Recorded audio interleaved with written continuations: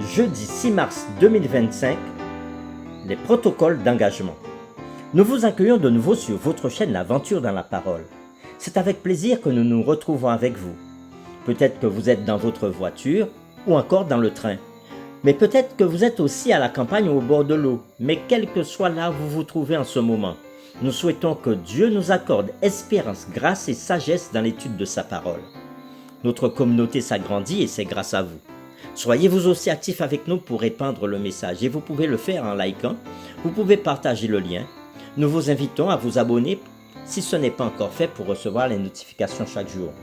Et pour un confort d'écoute en continu, nous vous proposons une playlist chaque semaine. Le texte à mémoriser que nous vous invitons à dire avec nous se trouve dans 1 Jean chapitre 3, le verset 8. Celui qui pêche est du diable, car le diable pêche dès le commencement. Le Fils de Dieu a paru afin de détruire les œuvres du diable. Nous vous invitons à le redire avec nous. 1 Jean chapitre 3, le verset 8. Celui qui pêche est du diable, car le diable pêche dès le commencement. Le Fils de Dieu a paru afin de détruire les œuvres du diable. Satan, en tant que prince de ce monde, a-t-il tous les pouvoirs sur nous? Dieu impose-t-il des limites à notre adversaire? Les réflexions de cette semaine nous aident à répondre à ces questions et aujourd'hui nous le faisons avec la séquence limites et protocoles. Le conflit cosmique est principalement une dispute sur le caractère de Dieu causée par les allégations calomnieuses du diable contre la bonté, la justice et le gouvernement de Dieu. C'est une sorte de procès d'alliance cosmique. Un tel conflit ne peut être réglé par la force seule, mais nécessite plutôt une démonstration. Si les allégations graves sont portées contre une personne au pouvoir, la meilleure et peut-être la seule façon de vaincre les allégations serait de permettre une enquête libre, équitable et ouverte.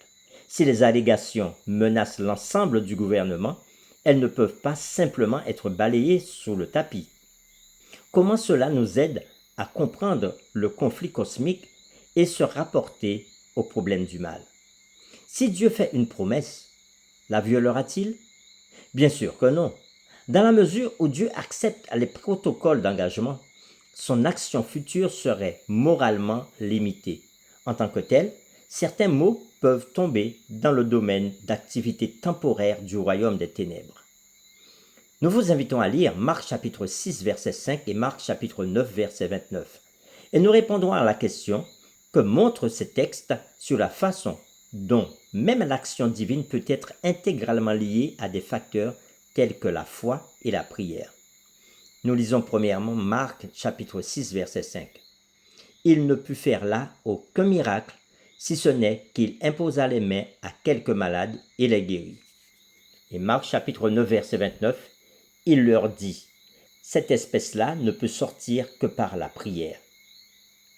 Après avoir lu ces deux textes, Marc chapitre 6 verset 5 et Marc chapitre 9 verset 29, nous répondons à la question que montrent ces textes sur la façon dont même l'action divine peut être intégralement liée à des facteurs tels que la foi et la prière. Dans ces deux récits, certaines limites ou protocoles d'engagement semblent être en place, liés dynamiquement à des choses comme la foi et la prière. Ailleurs, nous voyons des preuves abondantes que la prière fait une différence dans ce monde, ouvrant des voies pour l'action divine qui, autrement, ne serait peut-être pas moralement disponible. Cependant, nous ne devons pas commettre l'erreur de penser que la foi et la prière sont les seuls facteurs. Il y a probablement beaucoup d'autres facteurs dont nous ne sommes peut-être pas conscients. Cela correspond à ce que nous avons vu précédemment sur les protocoles d'engagement. Dans la mesure où Dieu prend un engagement ou accepte certaines règles, son action future sera moralement limitée. Ainsi, certains mots peuvent tomber dans le domaine d'activité temporaire du royaume des ténèbres. Pour terminer, après avoir lu Romains chapitre 8 verset 18 et Apocalypse chapitre 21 verset 3 et 4, réfléchissons à cette question. Comment ces textes vous donnent-ils confiance que, même s'il y a beaucoup de choses que nous ne savons pas, nous pouvons avoir confiance que Dieu sait ce qui est le mieux, veut ce qu'il y a de mieux et mettra fin au mal et apportera une éternité de félicité. Nous lisons Romains chapitre 8, verset 18. J'estime que les souffrances du temps présent ne sauraient être comparées à la gloire à venir qui sera révélée pour nous. Nous lisons Apocalypse chapitre 21, verset 3 à 4. Et j'entendis du trône une forte voix qui disait, « Voici le tabernacle de Dieu avec les hommes. Il habitera avec eux. Ils seront son peuple, et Dieu lui-même sera avec eux. Il essuiera toute larme de leurs yeux, et la mort ne sera plus. Il n'y aura plus ni deuil, ni cri, ni douleur, car les premières choses ont disparu. » Nous vous invitons à prier avec nous.